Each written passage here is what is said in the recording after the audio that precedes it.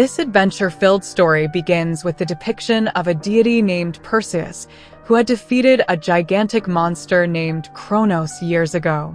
Since then, there has been complete peace all around. Perseus is the son of Zeus.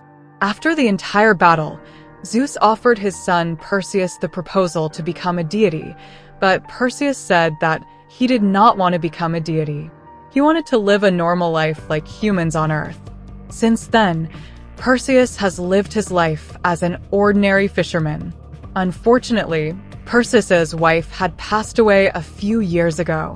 Perseus wanted to make his son a normal fisherman like himself, but Perseus's life is about to become so adventurous that he cannot even imagine. After some time, Perseus's father Zeus comes to meet him. Zeus requests Perseus to become a deity again and assist them, as people's faith in deities is diminishing. Many people have even stopped worshipping us, which is causing the powers of the deities to continuously weaken. And if our powers weaken, then everything created by us will also be destroyed. Suddenly, a very strong earthquake occurs. Perseus realizes that the walls of Tartarus might be breaking. Perseus's father, Zeus, explains that we had created the walls of Tartarus using our powers to imprison all the demons. But as our powers weaken, the walls of Tartarus are also starting to break, and some demonic creatures have already escaped. If the most dangerous demon, Kronos, breaks free from the walls, no one will be able to save humanity from extinction. Perseus questions how he can help in this situation. Zeus then reveals that all the deities need to come together to increase their powers and eliminate these threats completely. However, it seems that Perseus is not inclined to support his father in this endeavor because he had promised his wife years ago that he would never engage in such battles, and now Perseus is only concerned about his son's future. Perseus's father, Zeus, becomes angry and leaves. With no other option, he sets out with his brother, Poseidon, and Poseidon's son, Iris, to seal the walls of Tartarus. However, they are confronted by Dis, who was related to Zeus. Dis wanted to support the demons, preventing them from sealing the walls of Tartarus. To make matters worse, Poseidon's son, Iris, has been captured by Hades. The walls of Tartarus are now extremely weakened and breaking apart, allowing many demonic dragons to escape. One of these dragons flies into Perseus's village, causing widespread devastation. The dragon has not one but two dangerous heads, which allow it to breathe fire. Perseus immediately rushes to protect his son and the villagers. At first, the dragon overpowers Perseus, but with the help of divine powers, Perseus manages to kill the dragon. However, Perseus is severely injured in the process. An old woman treats Perseus's wounds, stitching them up. The old woman knows that Perseus's destiny is not to stay here but to follow his duties and assist the deities. Because this is your destiny. After Perseus recovers a bit, he takes his son to Zeus's grand palace. Upon arrival, Perseus finds everything in disarray. The palace has become a complete ruin. This is likely because people have lost faith in the deities, causing their powers to diminish and resulting in such a dire condition. Perseus sets his son down and tries to summon his father, Zeus, but Zeus does not appear. It turns out that Dis has kidnapped him.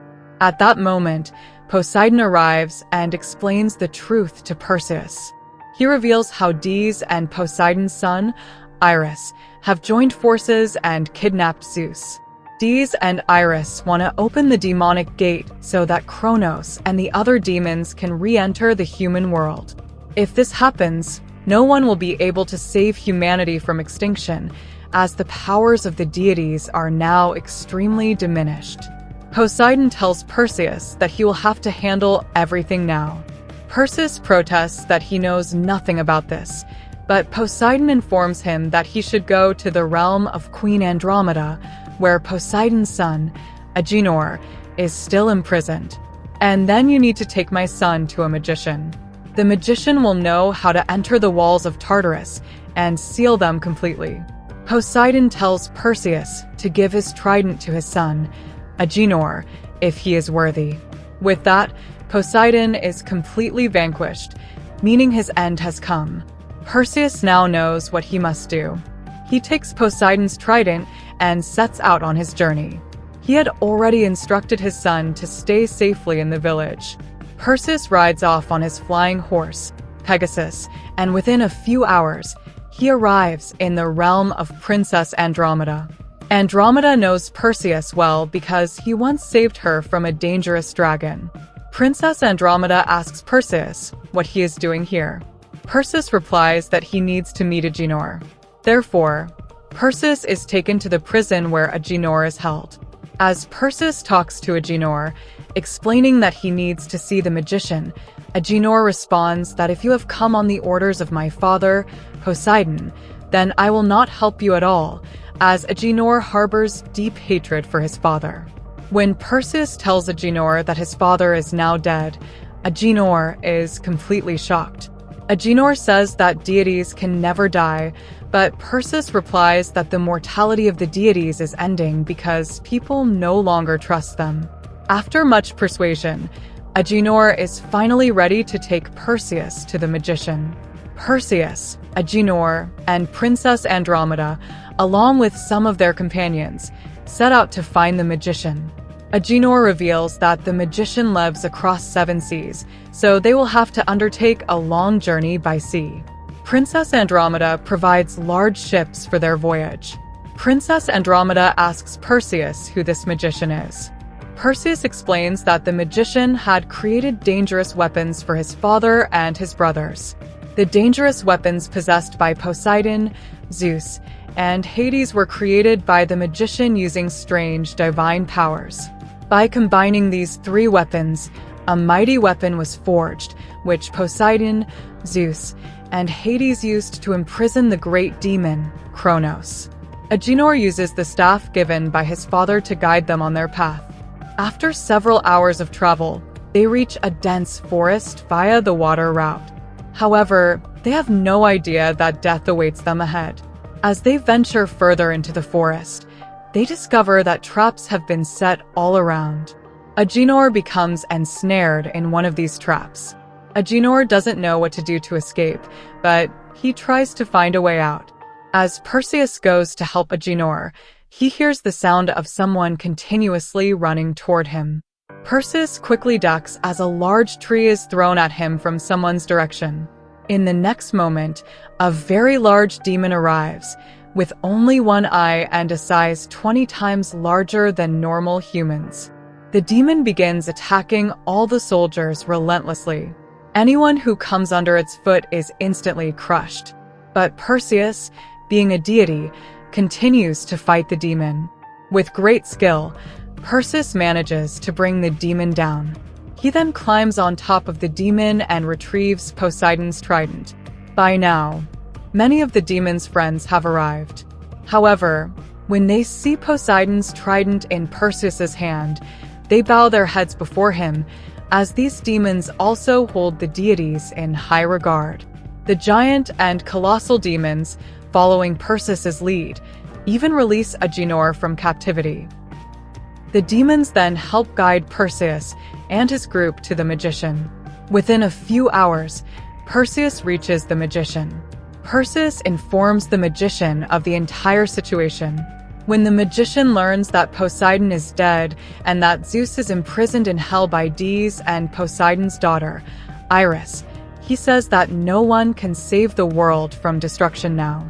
The magician mentions that if Dis has captured Zeus, he must have imprisoned him inside the walls of Tartarus to revive Kronos.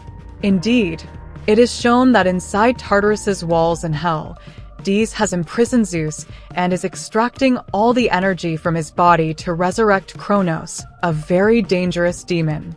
The magician explains that Kronos is slowly absorbing the energy, and if he is revived, humanity will be doomed. Perseus requests the magician only to show them the way into the walls of Tartarus. The magician takes out a map and explains that he constructed the entire structure of Tartarus from the inside out and knows every detail. He reveals a secret path that allows entry into the walls of Tartarus. The magician, Agenor, and the soldiers set out toward the walls of Tartarus. These walls are completely cursed, and only a deity with their powers can open them. As Agenor and Perseus attempt to open the secret path, Iris, Poseidon's son and an ally of Hades, suddenly appears. Iris possesses immense divine powers. While the soldiers attack Iris, he wipes them out with a single strike. The magician continues to work on opening the secret door, while Perseus confronts Iris to stop him. Despite Perseus using all his strength, Iris proves to be much more powerful and severely defeats him, making Perseus seem like a child in comparison. Fortunately, the magician manages to open the secret door. Seizing the opportunity, Perseus, Princess Andromeda, and Agenor enter through the door. However, Iris captures and kills the magician. On the other hand, Princess Andromeda, Agenor, and Perseus are now inside the walls of Tartarus. They must be extremely cautious as they try to find and save Zeus from captivity. Since the walls of Tartarus change from time to time, if the three of them choose the wrong path, they will be trapped inside forever. We are then shown the place where Dis has imprisoned Zeus. Kronos is continuously absorbing Zeus's powers, becoming more powerful by the minute. However, Zeus, feeling regret, tells his brother Hades that he is sorry for having thrown him into hell over a minor mistake. Dis, seeing his elder brother Zeus in such a state, becomes quite emotional. At that moment, Poseidon's son Iris arrives and sees that Hades is aligning with Zeus. Iris attacks Hades fiercely, aiming to kill him. Iris possesses Zeus's dangerous electric weapon and plans to use it to kill Dis. However, Zeus, using his powers, prevents the weapon from activating because he does not want Iris to kill Dis. Seeing this, Dis reconciles with Zeus, and now he fights Iris to save his elder brother. Both engage in a fierce battle, falling off a cliff during their fight. Meanwhile, Perseus, Princess Andromeda, and Agenor arrive at the scene. Perseus quickly goes to free his father, Zeus, from captivity. However, Zeus's powers have diminished greatly. The dangerous demon Kronos has absorbed all of Zeus's powers, making him fully recovered and significantly more powerful. Perseus continuously tries to free his father from captivity, but he notices that due to his diminished powers, Zeus has aged significantly and there is very little energy left in his body. Perseus manages to free his father from captivity despite tremendous difficulties, and he is about to leave the place with Zeus when Iris attacks them. Princess Andromeda and Agenor are fighting Iris, while Dis helps Perseus and his brother Zeus by engaging Iris in a separate fight. During the battle, Iris throws Zeus directly onto a trident, which was thrown by Iris holding Poseidon's sword. Perseus manages to remove the trident, but Zeus immediately combines Poseidon's trident with Dis' weapon, creating a powerful burst of light. By combining the swords of his two brothers, Poseidon and Dis, Zeus teleports his son Perseus, the princess, and Agenor to another location, which is the princess's entire kingdom. The princess has deployed millions of soldiers for the battle. Perseus brings his father Zeus to a safe place. Zeus is severely injured. Perseus asks how Zeus managed everything, and Zeus explains that he was only concerned about Perseus and was determined to save his son's life. He used his power to transfer all the energy into the weapon. However, he warns that defeating Kronos will be extremely difficult if he is resurrected. But if Perseus combines the three brothers' weapons, he will have a powerful weapon that can easily defeat Kronos. Zeus realizes that he still has two weapons. However, Zeus's thunder weapon is still with Iris, so Zeus must obtain that weapon at all costs. Perseus mentally connects with Iris and challenges him to a one-on-one fight. Perseus calls Iris to a location where no one else is present, a place that used to be his father's palace.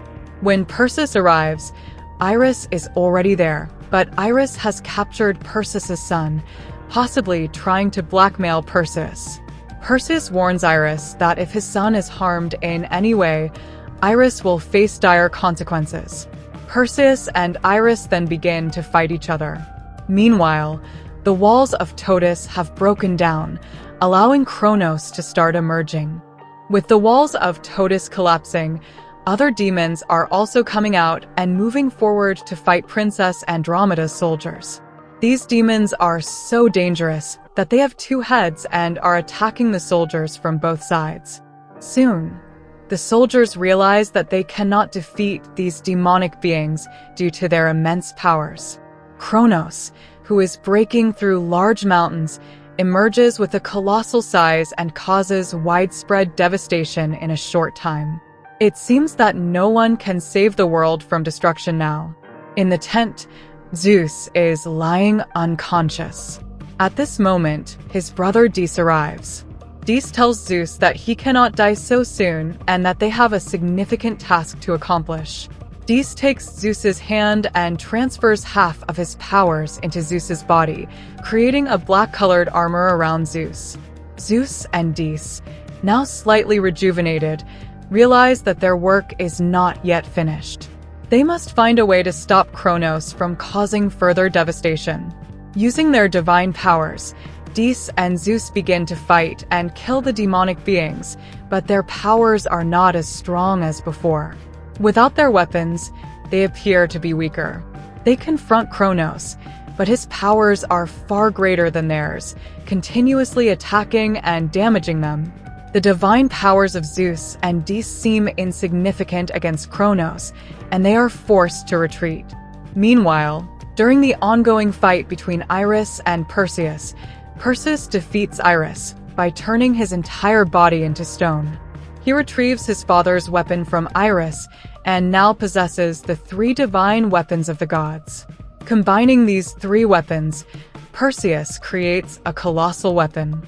Armed with this powerful weapon, Perseus sets out to defeat Kronos. Perseus attacks Kronos relentlessly from his Pegasus, eventually penetrating Kronos' body. Using the colossal weapon, Perseus begins to tear apart Kronos' entire body. Finally, Perseus throws the colossal weapon into Kronos' heart, causing a massive explosion that shatters Kronos' body. After such arduous struggles, Kronos is completely obliterated. After everything was set right, Perseus descends to the ground and meets his father, who has become very weak and is on the verge of death. Zeus feels immensely proud of his son Perseus for defeating such a great demon, but he also acknowledges that everything must come to an end someday. With these final words, Zeus passes away, marking his complete end. Perseus is deeply saddened by this loss. Now, Dis has also left the scene. At this point, Queen Andromeda has developed a strong affection for Perseus, and he, too, has fallen in love with her. They decide to stay together and build a future. Perseus' son suggests they return to their village to fish, but Perseus decides that they cannot go back now. They need to manage and advance the entire empire. Perseus gives his son a sword, deciding to raise him as a great warrior. Thus, our adventurous story comes to an end.